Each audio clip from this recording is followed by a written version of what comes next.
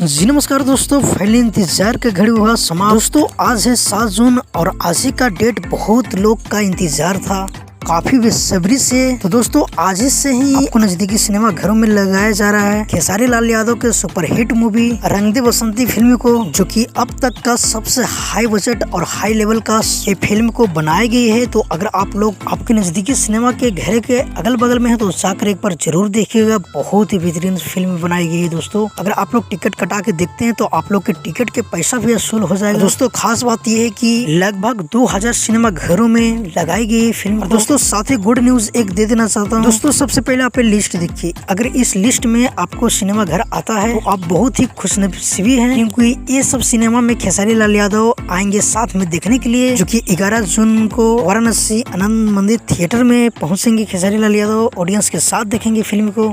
तो आप लोग क्या आज से जा रहे हैं और कहां से आप लोग जरूर कमेंट करके बताइए। तो फिलहाल के लिए कुछ अपडेट था, मिलते किसी अपडेट के साथ बहुत ही जल्द। जब तक के लिए जय हिंद, जय भोजपुरी।